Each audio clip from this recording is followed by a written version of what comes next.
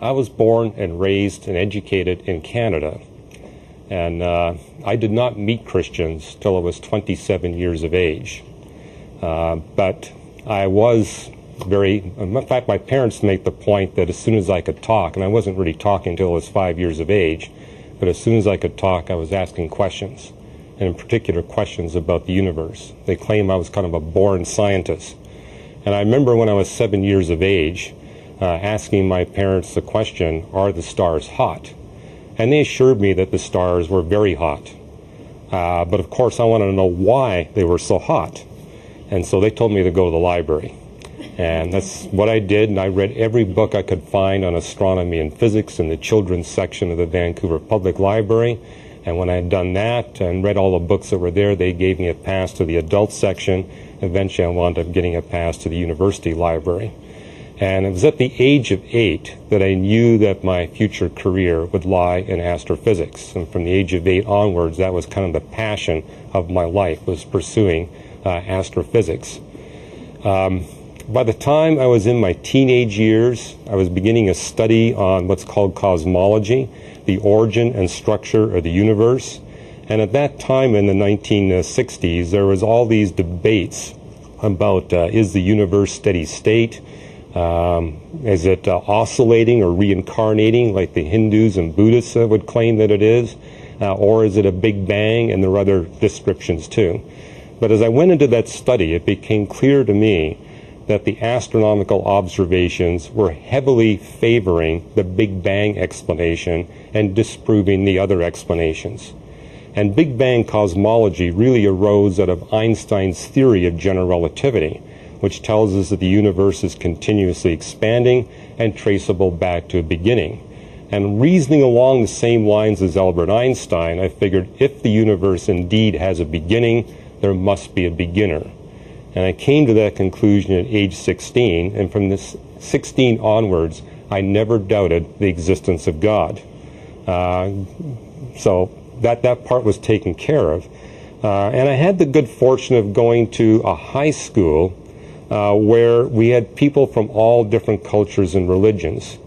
And therefore, when I began to talk to people about how I discovered that this beginner or God exists, I got exposed to a lot of different people from different religious perspectives. And starting at age 17, I decided to do a study of the different religions of the world to see if any of them could possibly be a communication from this cosmic beginner. And what they tell you in science is you should always begin with the easy problems first and leave the most difficult to the end. So on purpose, I began with the philosophers. I knew that Immanuel Kant, the great German philosopher, was also the father of modern cosmology. So I looked at what he had to write, looked at Descartes and a number of other philosophers, and what I recognized is they thought of space and time as being absolutes that eternally existed. And I knew that Big Bang cosmology disproved that. So I said, these guys really aren't the right way. Then I began to look at what the Hindus had to say. And the Hindus speak about the reincarnating universe, which was a popular idea in the 1960s amongst astronomers, that the universe has multiple beginnings rather than just one beginning, where it would grow from this beginning and then shrink, and then there would be this rebirth. But the Hindus in their Vedas claim that the period of time between the two beginnings would be exactly 4.32 billion years. And even back in the 1960s, we knew that number was definitely wrong. The universe was older than 4.32 billion years. And we also were able to demonstrate that the universe was so entropic, in other words, so efficient in radiating heat from hot bodies to cold bodies, it would allow no possibility for any kind of rebound or bounce mechanism. So at age 17, I recognized that the truth of the universe did not come through Hinduism. And therefore, Hinduism's message could not be compatible with the one that began the universe or created the universe. Now, in the public high school I attended, the dominant religion outside of atheism and agnosticism was Buddhism. Our high school was 80% Asians. And they told me I needed to look at what the Buddhists had to say. So I did that. But I discovered that the Buddhists borrow everything that they teach about cosmology, the origin and structure of the universe, directly from the Hindus. And I said, therefore, the truth is not in Buddhism either. Then I picked up the Quran, and when I began to go through the Quran, I noticed kind of a common denominator here, that the Quran, like the Buddhist writings and the Hindu writings I was being exposed to, were highly repetitious. They kept repeating themselves, and the language was vague. And I guess what concerned me most of all, there was this appeal to intellectual snobbery. If you're one of the great enlightened ones, you'll be able to understand the meaning of this text.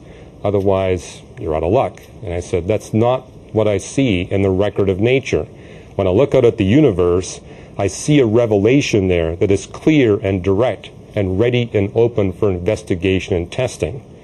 And that bothered me, that when I went into these other holy books, I didn't see that direct communication or that invitation to put things to the test. Now, there was one fellow in our high school classroom who was of the Baha'i faith.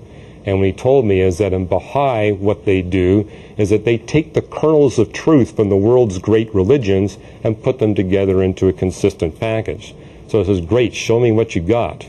And as I spent a few days looking at the Baha'i teachings, I went back to my friend and said, well, from what I can tell, what the Baha'i have done is to borrow the great mistakes in the world's religions and to put them together into an inconsistent package. And he wound up leaving the Baha'i faith. Now, when I told you earlier that I didn't meet Christians until I was 27 years of age, what I meant by that was to get close enough to a Christian where I could have a conversation on some spiritual matter. That did not happen until I was 27. And that's because in Canada, there just aren't as many Christians as there are here in the United States. They're harder to meet. However, I did get to see two Christians from 30 feet away when I was 11 years old. And these were two businessmen that came into our public school classroom and put a box on our teacher's desk. And in that box were Gideon Bibles. And we're all invited to come forward and take one if we wanted one. And I still carry around with me that Gideon Bible I picked up when I was 11 years of age. Now, I didn't read it until I was 17. It stayed untouched on my bookshelf for 6 years. And in hindsight, I'm rather glad that I did not pick it up until I was 17, because those Gideons gave me what we would call a foreign language edition of the Bible. It's King James English. And at age 11, I think I would have been quite intimidated. But one of the benefits of a Canadian public education is starting in grade 7, they saturate you with the plays of William Shakespeare. And I had to memorize literally over 1,000 lines from the different plays of William Shakespeare. So by the time I was 17, I was fluent in King James English. And as I began to go through this book, I noticed immediately how different it was from all the other holy books that undergird the religions of the world. Namely, that it was clear, it was direct, and it was specific.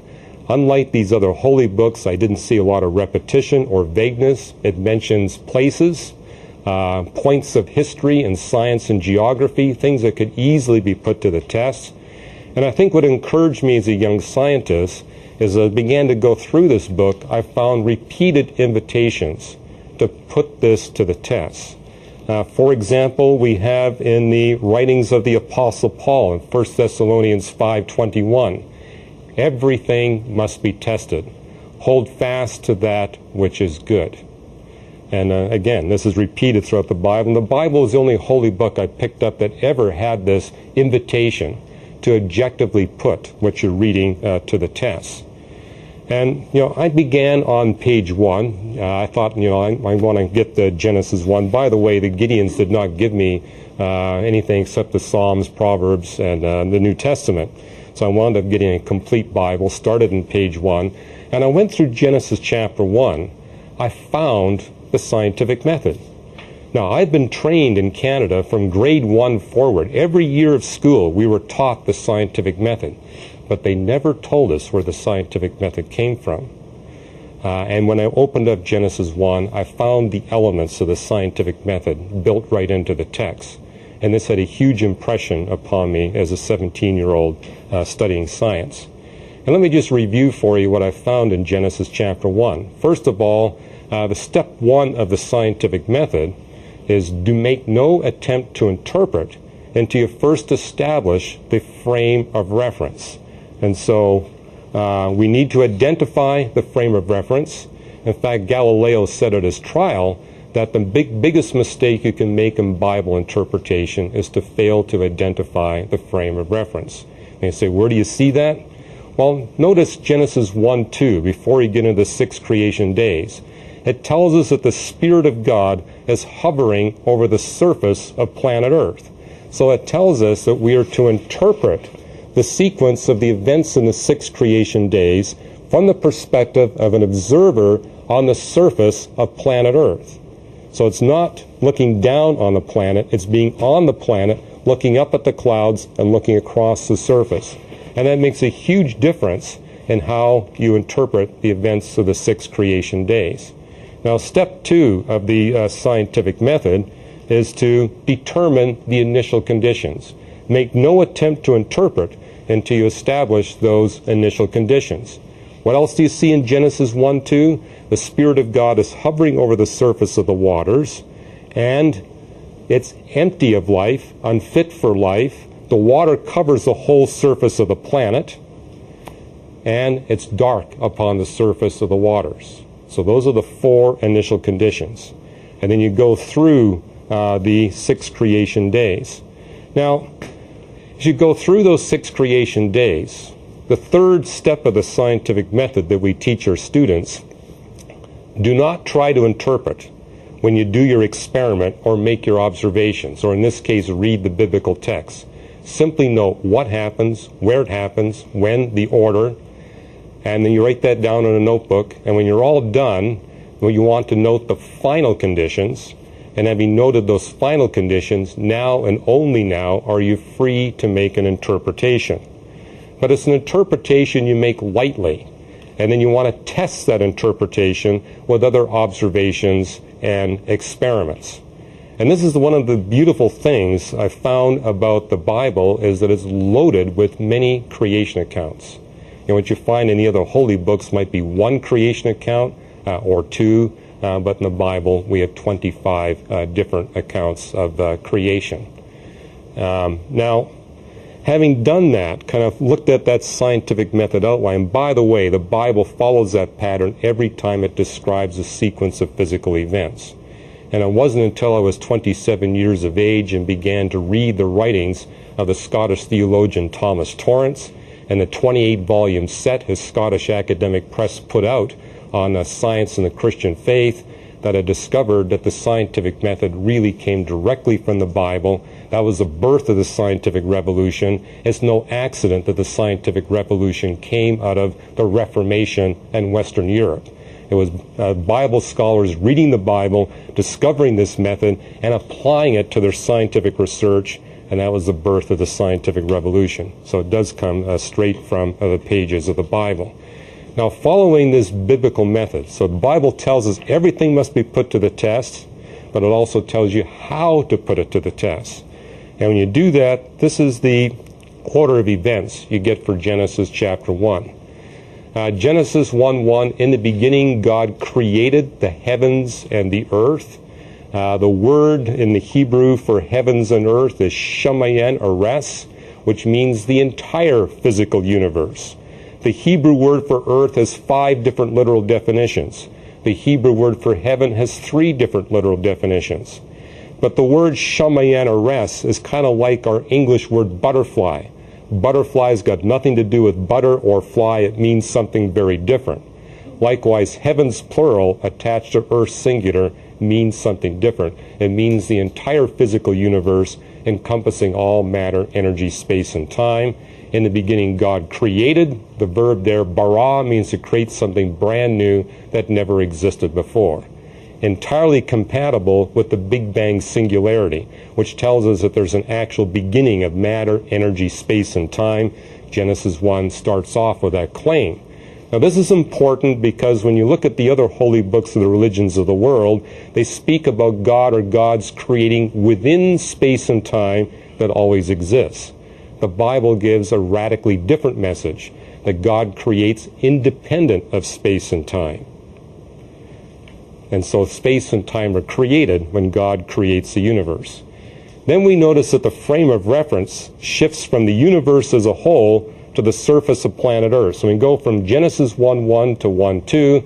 It shifts our point of view from the universe down to the surface of planet Earth with those four initial conditions. And then we begin with the first creation day, let there be light. Notice the text does not say that God created the light. He says, let the light be. It's dark on the surface of the waters because the light of the universe is not able to come through the atmosphere of planet Earth to penetrate to the waters. So it's dark because of the fact that the clouds prevent the light of the sun, for example, from penetrating through the clouds. But let there be light is a statement of how God transforms the earthy atmosphere of planet Earth so that that atmosphere is no longer opaque to light, but is transparent or translucent for light. Now, I grew up in coastal British Columbia. Translucent skies is kind of what we had all the time. Hardly ever saw the sun, but we could see the light from the sun as it would diffuse through those clouds. So that's what happened on creation day 1. Let there be light. God transformed the atmosphere, and now photosynthesis could begin on the surface of the earth in the waters. Keep in mind, there's water over the whole surface of the earth, no continents at this point.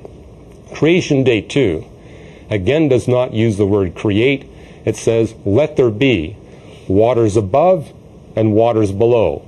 The waters below referring to the liquid water that was all over the surface of the earth, the water above referring to the water vapor atmosphere, and this is a statement of God setting up a stable water cycle where you got water in the atmosphere above, liquid water below, and they circulate one from the other.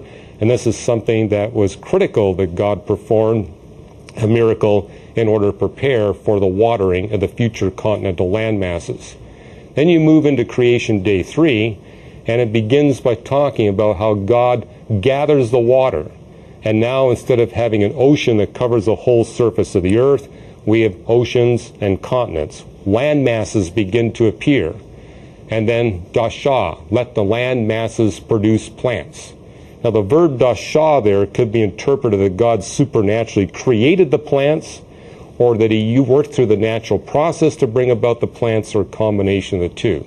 This is an example of where the scriptures do not give us a clear answer about how to resolve the creation-evolution debate. However, you'll be hearing in further lectures that indeed it was supernatural intervention, not simply God working through the natural process to bring about these plants upon the continental land masses. Then we move into creation day 4. And it says, let there be the great lights. Notice the text does not say that God created the great lights. He says, let the great lights be. So we have the sun, moon, and stars for the first time becoming visible to the observer on the surface of the earth. In other words, this is when the atmosphere gets transformed from being permanently translucent to at least occasionally being transparent. Where observers can now see the objects responsible for the light. And in verse 15, which follows the 14th verse where it says, let there be the great lights, verse 15 says, so that they may serve to mark seasons and years. And for whom?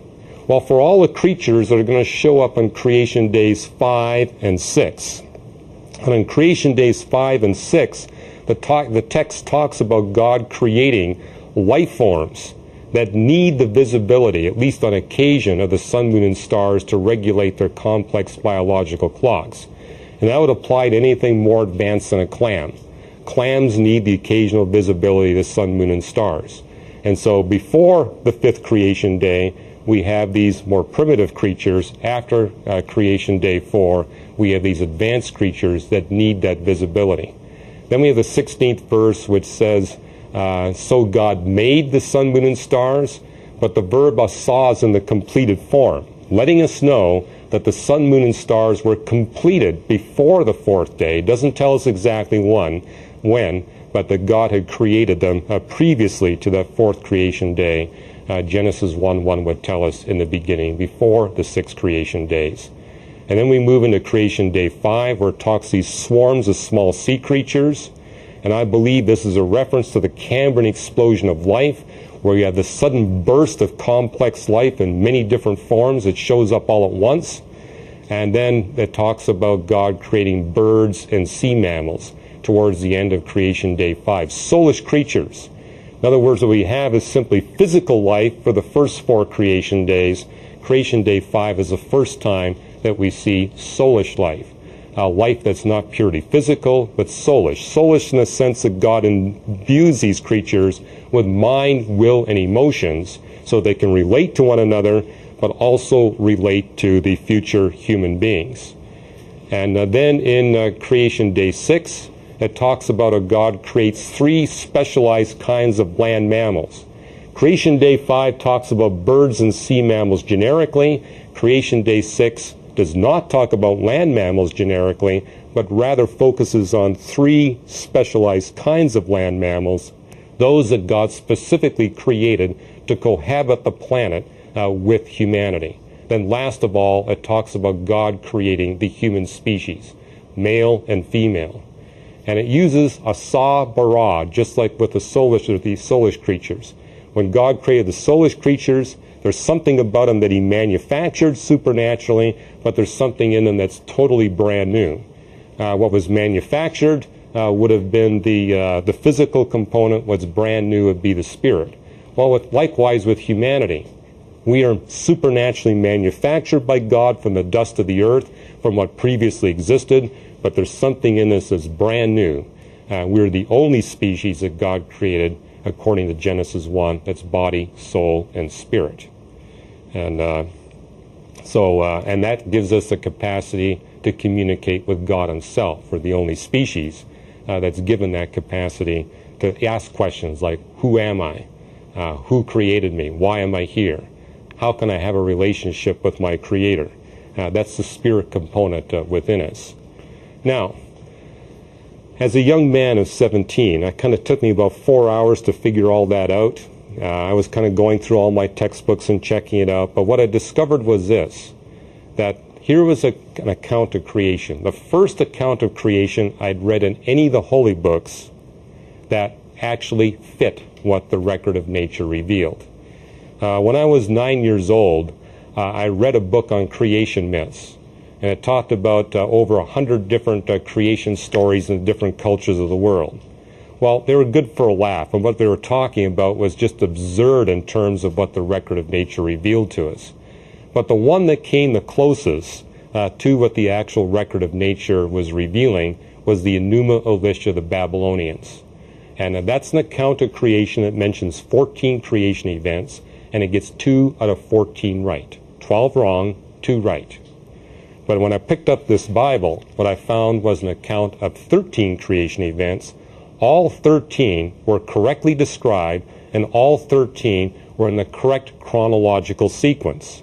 Now, the probability of Moses getting it in the correct order, even if he was given the correct information, that probability would be 1 chance in 13 factorial. That's 1 chance in 13 times 12 times 11 times 10, 9, 8, 7, 6, 5, 4, 3, 2, 1.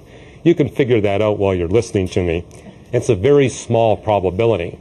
But an even tinier probability is that Moses actually got all 13 events correctly described in the correct chronological sequence.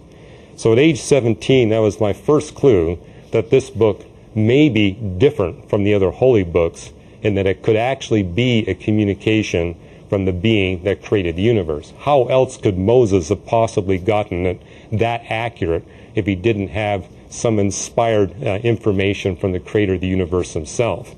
But I kept on going. And what I discovered as I kept moving is that there are many creation accounts in the Bible. In fact, there are 25 chapter length or longer creation accounts in the Bible. Now, what I found in the other holy books at best was just 1 or 2 creation accounts. Here I found 25. So here was an opportunity for me to put to the test my interpretation of Genesis 1. And I was very curious, does the rest of the Bible support this? And so I began to go through these texts and actually try to put my interpretation to the test. Let me just give you a couple of examples of how that worked out for me as a young man. Job 38 and 39, for example, take you through all the events of the 6 creation days. They're not numbered like they are in Genesis chapter 1, but it literally describes all the events and actually gives us more scientific detail about the events of the 6 creation days than you find in Genesis chapter 1. But for example, in Job 38, verses 8 and 9, we have God saying to Job, I made the clouds its garment and wrapped it in thick darkness, it referring to the oceans that encompass the earth.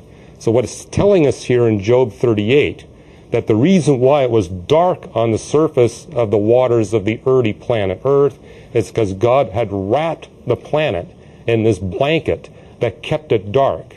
So it supports the interpretation that indeed God had created these sun, moon, and stars at the beginning, but their light was not getting through to the surface of the waters because of this dark cloud layer. So whereas Genesis 1 implies it, what we see in Job 38 is an explicit statement supporting that interpretation. Now, one of the things I noticed in my first reading of Genesis 1 is that when you go through these creation days, it brackets each day by an evening and a morning. And I expected to see that follow through the entire text, but that did not happen. The first 6 days are bracketed by an evening and a morning, but not the 7th day. When you get to the 7th day in Genesis 1, there's no evening and morning. And so, reading that for the first time, I said, then we must be in the 7th day if indeed there is no start point and end point described in the text for the 7th day. We must still be in the 7th day. That's why there's no evening and morning for the 7th day. Well, when you read one of the New Testament creation accounts in Hebrews 4, for example, we have this statement. He has spoken about the 7th day, referring to God. They shall never enter my rest. It still remains that some will enter that rest. So what we notice here in Hebrews, it's referring to the 7th day of creation in the present tense and in the future tense. So we're still in that 7th day. Now, one of the things that have bothered me ever since I was 10 years old is what I refer to as a fossil record enigma. Now, the fossil record enigma is that before humans come upon the scene, we see in the fossil record extensive evidence for both speciation events and extinction events. New life forms coming into existence and old life forms disappearing from existence.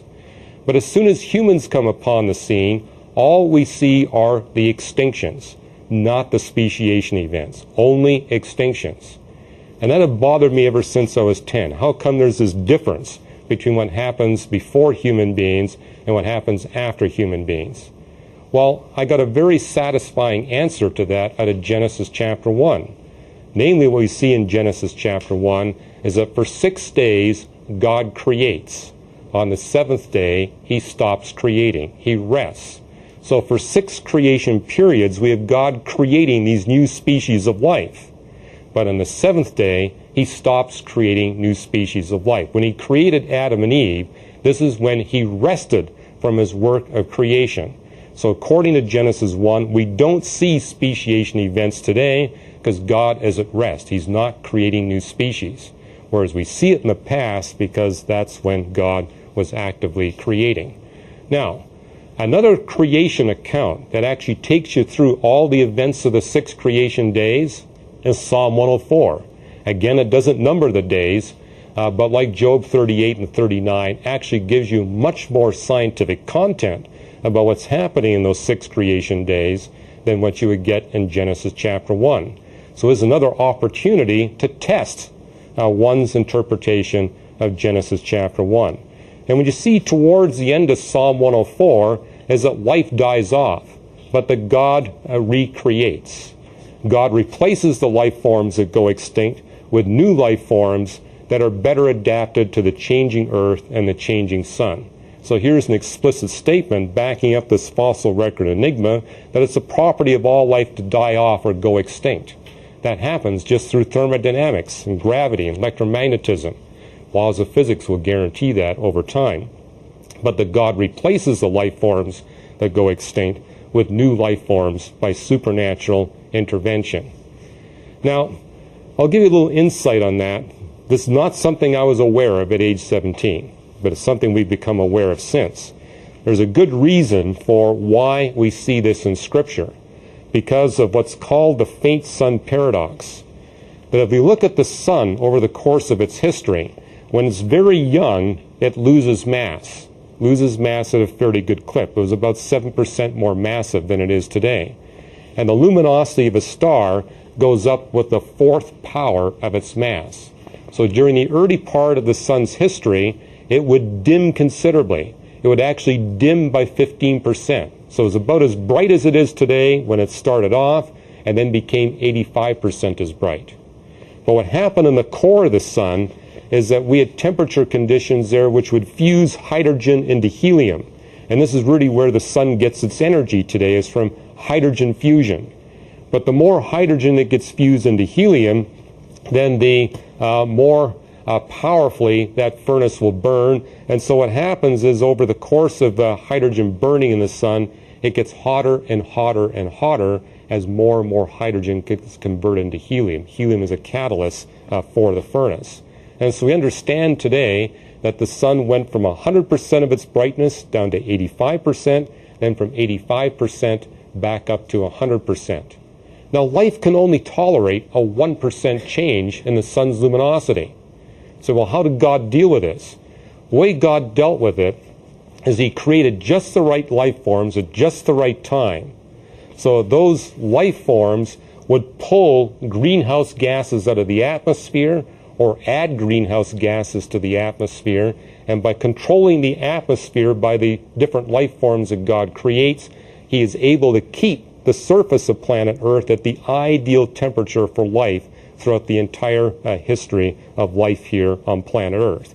Now, the planet today is spinning 5 times more slowly than it did when God first created life. And so that kind of explains why we only see bacteria first. Bacteria can handle a 4 or 5 hour rotation rate. We can't. Our bodies would be just sheared to bits by wind forces that would be engendered by that rapid rotation.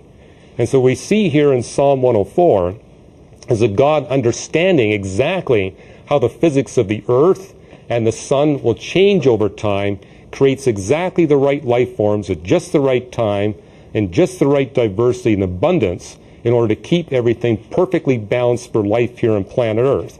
And this also requires that He remove occasionally those life forms that would no longer be appropriate to keeping things in the best fit situation. Well, we have these 25 creation accounts in the Bible. And I went through those 25 creation accounts over the course of about 18 months. From the time I was 17 to the time I was 19, I determined that the Bible had made over 200 accurate predictions of future scientific discoveries. Keep in mind, for example, the Bible speaks in 11 different places of a continuously expanding universe from the creation event where you got this beginning of space and time. No astronomer, no philosopher had any clue about the beginning of space and time at the beginning of the universe. Neither did they have any clue that the universe was continuously expanding. None of that became public knowledge until 1917, when Albert Einstein developed this theory of general relativity. And what we see here is the Bible authors, going all the way back to Job, were already communicating to us about these detailed cosmic characteristics. So this is an example where the Bible was thousands of years ahead of its time, accurately predicting future scientific discoveries. And so I kind of did a back of an envelope calculation when I turned 19 about what would be the probability that these Bible authors could predict these future scientific discoveries without any inspiration or knowledge or communication from the God that created the universe. And I determined that that probability had to be much less than 1 chance in 10 to the 300. Now that's 300 zeros after the 1.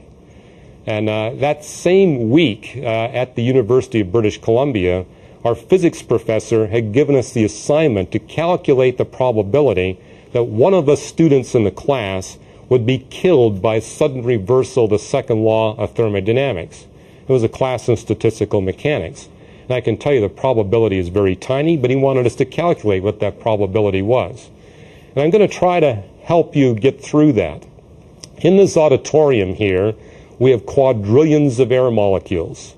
And the physicists here in the audience will tell you that those air molecules are all at different temperatures. For example, within this room, there are trillions of air molecules that are below the freezing point of water. And so there's a tiny statistical probability that those trillions of air molecules below the freezing point of water will, within the next 5 seconds, wander in the vicinity of where this young lady is sitting and freeze her to death. And we had to calculate what that probability was. Well, it turns out that that probability is only 1 chance in 10 to the 80th. Such an extremely tiny probability that this young lady would be fully justified in concluding it's never going to happen. In fact, the point of our professor was to tell us or communicate to us there's no way, given how tiny that probability is, that there ever could be such a reversal of the second law of thermodynamics anytime, anywhere in the entire universe, geography and history. It just won't happen. That probability is so tiny. Well, what I realized is that I had just demonstrated to myself that this book we call the Bible is at least 10 to the 200 times more reliable than the second law of thermodynamics. And this is what brought me to a point of decision.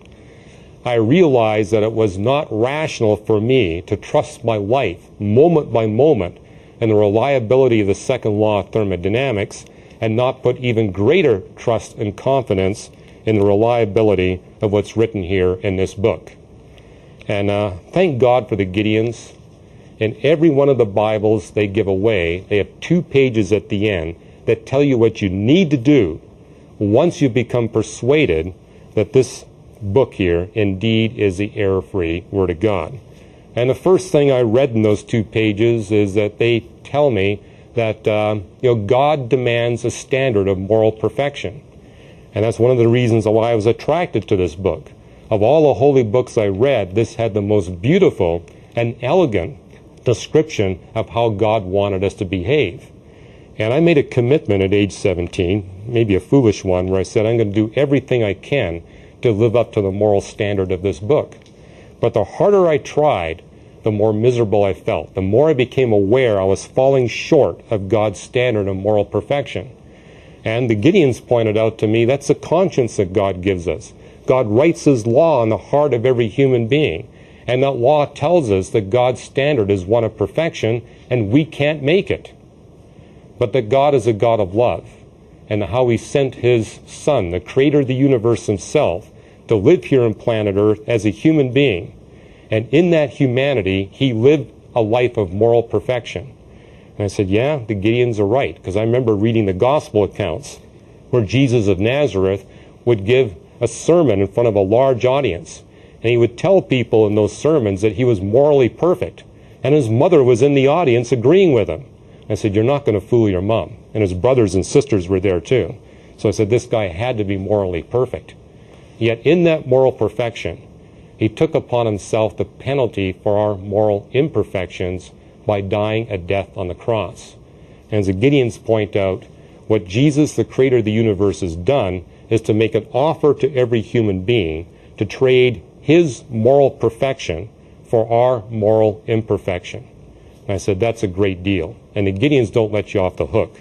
In the back of every one of their Bibles, they've got a place for you to sign your name and date it, making your commitment to have Jesus Christ be the boss of your life, the Lord of your life, and your Savior. And so I signed my name to that. And the last thing the Gideons communicated there is to say, when you make that commitment to make the creator of the universe your Lord and your personal Savior, then God will send you the Holy Spirit to help you do the things that you can't do on your own. He'll give you the desire to live the Christian life and the power to live the Christian life, not all at once, it's step by step.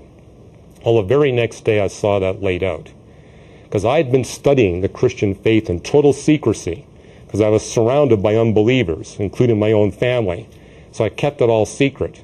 But when I read through this book, I realized anyone that makes a commitment to Jesus Christ is committing himself as well to share what they've discovered with others. And so I picked on my lab partner as my first victim. And he could tell I wanted to talk.